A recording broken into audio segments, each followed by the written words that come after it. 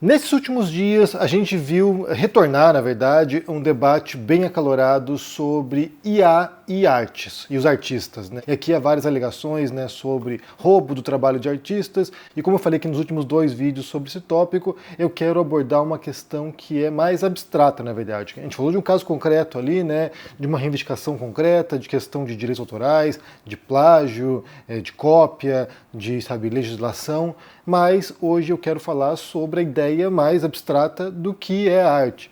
Porque eu vi alguns argumentos nesse sentido de que as obras feitas por IA não seriam obras de arte porque não foram feitas por humano, ou seja, porque não tem a intenção de ser uma obra de arte. Então, aparentemente, a ideia de intencionalidade seria muito importante para classificar o que é a arte ou não, o que seria considerado como arte numa sociedade como a nossa, né?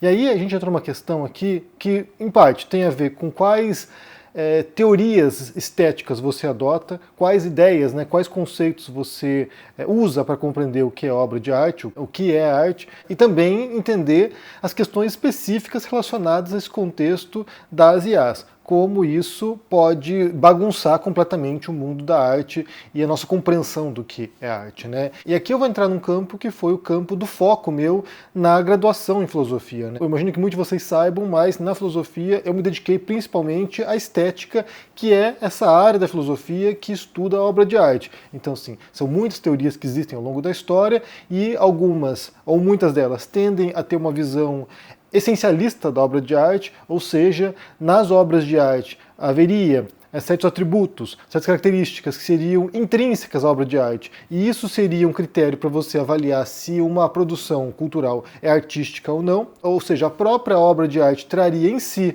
os elementos para podermos avaliar aquela obra de arte, mas também há teorias que tendem a ter uma visão extrínseca, né? Ou seja, o que é arte, na verdade, se trata de percepções das pessoas ou da comunidade sobre certas produções. Então, assim, e há um misto das duas também, né? Há uma mescla ali, em parte elementos internos e em parte também esse contexto aí, esse cenário mais amplo. Então, aqui vai ser uma questão de gosto, basicamente, né? Você vai olhar autores do passado que trabalharam sobre obra de arte e você pode aí escolher a bel prazer quais tipos de teorias estéticas que vão nortear sua percepção sobre obra de arte. O que você acha que faz sentido na hora de você entender se uma produção é artística ou não, e isso vai nos levar também a entender se as IAs podem gerar arte ou não, se aquilo ali é outra coisa, né? É claro que a gente pode pensar que Platão, ou Hegel, ou Nietzsche jamais se propuseram a questão se uma IA criar uma obra, se ela será artística ou não, porque isso não era uma realidade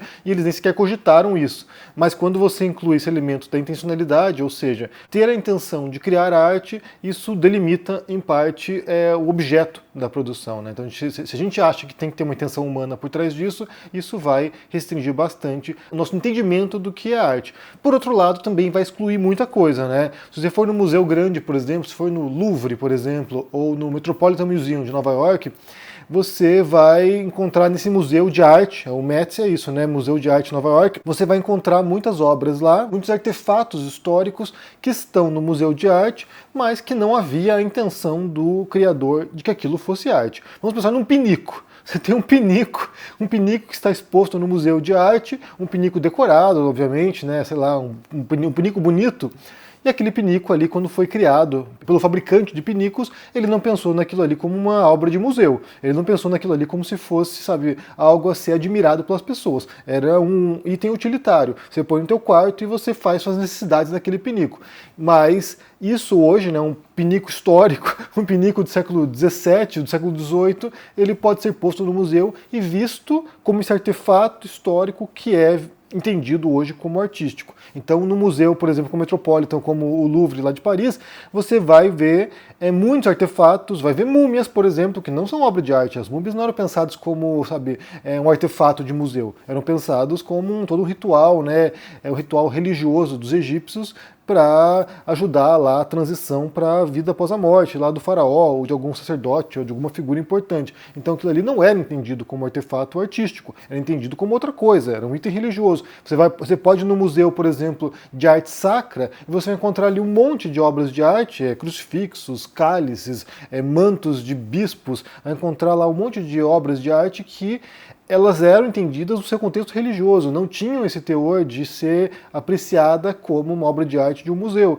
Um cálice que era para um ritual litúrgico lá do padre, lá de tomar, lá de fazer lá a comunhão, aquilo ali não é visto como um item artístico, aquilo ali era visto como um item utilitário para o culto religioso. Então, assim, a ideia de intencionalidade, ela pode ser interessante para a gente poder compreender esse ato humano de criação, mas também é ruim porque acaba excluindo muita coisa que é vista como arte hoje, artefatos históricos, por exemplo, e que não havia a ideia de intencionalidade artística. Havia uma outra intenção, havia uma intenção utilitária, uma intenção para outros objetivos religiosos, sei lá, para alguma outra finalidade. Então a ideia de intenção me parece bastante excludente e delimitadora. É claro que na nossa compreensão de arte não existe arte sem um ser humano criando, né? Mas isso pode ser que mude com o passar do tempo.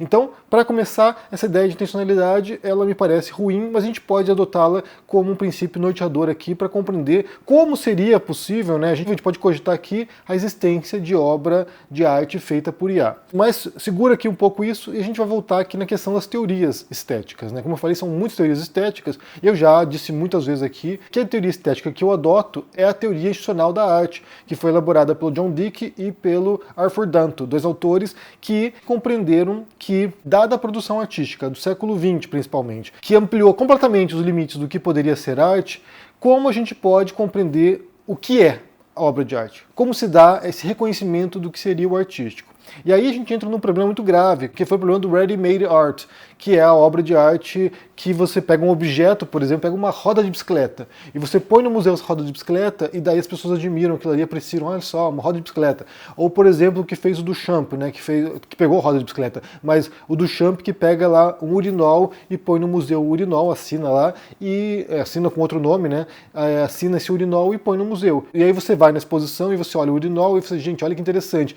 Então, assim, como você classificaria, isso aqui na visão do Dicke e do Danto, como você poderia classificar esse tipo de obra de arte, que já tem um caráter subversivo de questionar o que é arte, como você pode classificar esse tipo de produção artística nesse horizonte de certas teorias estéticas que têm uma visão de essência da arte, né, de elementos intrínsecos. Como é que você faz isso? Como é que você pode pegar um urinol e dizer que aquilo ali é belo, ou aquilo ali é sublime, ou que traz algum tipo de experiência, de estesia artística, sendo que você tem ali um objeto utilitário que fica num banheiro público e você põe aquilo ali no museu. Eu posso dizer que eu já estive pessoalmente, né, já vi de perto uma exposição do Duchamp, que tinha lá o urinol e tinha a roda de bicicleta, e eu posso dizer que essa exposição do dadaísmo foi uma das mais interessantes que eu já vi pessoalmente, né? Então, assim, é de fato chocante, é interessante, e na minha percepção, e não apenas na minha, tanto que está nos museus principais do mundo, é obra de arte. Então, assim, quando você tem essa produção do século XX, que rompe muitos limites do que seria compreendido como artístico, como essa coisa técnica, como esse trabalho, né, de um artista representar alguma coisa, ou mesmo um sentimento, quando você tem essa mudança no paradigma artístico, isso gerou um problema tremendo para a teoria estética, de modo que esses autores tiveram que reconhecer que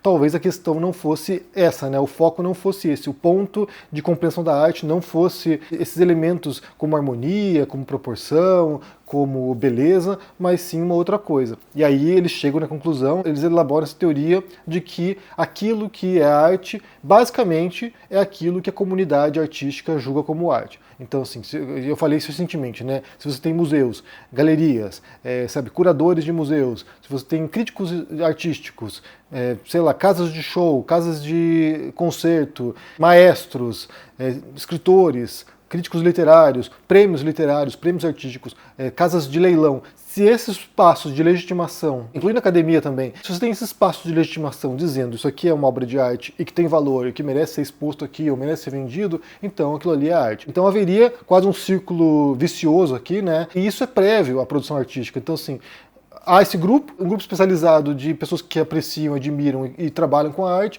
e elas vão identificar ali produções e dizer, isso aqui é arte, isso aqui não é arte. Então seria basicamente isso, seria uma coisa contextual. E eu acho que essa definição ela é interessante porque ela também acaba valendo para outros campos de difícil definição, como a própria filosofia. Você tem lá, ao longo de 2.500 anos da história da humanidade, talvez até um pouquinho mais, isso que se chama de filosofia, e você tem todo tipo de produção filosófica. Você tem autores sistemáticos, tem autores que são, sabe, irracionalistas, você tem autores que escrevem textos longos, outros escrevem aforismos, você tem, sabe, você tem produção em poesia, em prosa, você tem produção dogmática, você tem produção cética, ou seja, há todo tipo de produção de pensamento que você possa imaginar, as mais distintas teses, e aí a questão que fica, né, o que unifica a filosofia? O que você pode dizer que seja filosofia? E basicamente a filosofia é aquilo que se designa como filosofia. Então você entra num círculo vicioso que não ajuda muito na compreensão daquele campo, mas certamente você tem lá várias instâncias de legitimação que dizem isso aqui é filosofia, esse aqui é um filósofo e esse aqui não é, esse aqui é um charlatão como Olavo de Carvalho. Então, é isso, eu acho que esse é o fato. A gente tem que compreender que algumas definições, elas são basicamente um consenso. As pessoas definem o que é aquilo ali e a gente opera dentro daquele consenso que foi feito por outras pessoas. Então, me parece que a arte funciona desse modo. Sendo assim, se por acaso a gente tiver, né, esses espaços de legitimação, como academia, casas de leilão, sabe, museus, dizendo produção feita por IA é obra de arte, aí eu imagino que a gente vai ter que aceitar, né? Então, assim, você sabe, um artista ou você é uma pessoa qualquer que discorde disso, paciência. Se você tem esses espaços que são os espaços reais, que são aqueles espaços que vão ditar o que a sociedade vai compreender, se eles disserem que é arte, aí vai ser a arte. E me parece que já estão legitimando obras de arte feitas por IA como sendo obras de arte. Então me parece um rumo sem volta. E aí me parece que é uma questão de geração. Você tem uma geração que viveu num cenário, sabe, numa compreensão do que seria arte, e aí vem um novo mundo, e essa geração que não tem a capacidade de se adaptar às demandas desse novo tempo, e aí estão um pouco atrasadas nesse tipo de mudança, né? As novas gerações virão contra a compreensão do que é arte, e certamente não terão mais, sabe, essa fissura e essa dificuldade de aceitar a realidade presente. Então, primeira coisa, a gente tem aqui um cenário no qual isso já está sendo reconhecido como arte. Se a gente voltar para a questão da intencionalidade, que me parece, sabe, como eu falei, muito delimitadora, porque você vai excluir muita coisa que é vista como arte hoje, mas que não tinha intenção de ser arte, se a gente entrar na questão da intencionalidade, a gente pode entender, sim, que haveria uma intenção por trás de uma produção artística feita por IA, porque você tem lá um ser humano que vai lá e põe um prompt, né, ele vai lá e põe uma orientação para aquela IA gerar uma imagem, ou gerar uma obra de arte. Ali serão geradas várias imagens e haverá uma intenção também por trás da seleção do que foi produzido. Então, sim, vamos supor que a IA gere, sei lá, 200 imagens diferentes e a pessoa vai dizer, olha, essa aqui me parece melhor do que a outra, essa aqui parece dialogar mais com aquilo que eu estou tentando expressar. Então há uma curadoria, há uma ideia de alguém pôs o prompt, alguém determinou o que a IA vai produzir e aquela pessoa ali ou uma outra pessoa fez uma seleção daquilo que merece ser exposto, que merece ser visto, que merece ser divulgado. Então há uma intenção por trás disso. A gente pode pensar aqui em paralelo à máquina fotográfica, né? A gente pode pensar aqui na fotografia, que foi um campo de produção artística muito criticado, inclusive quando começou a adentrar essa esfera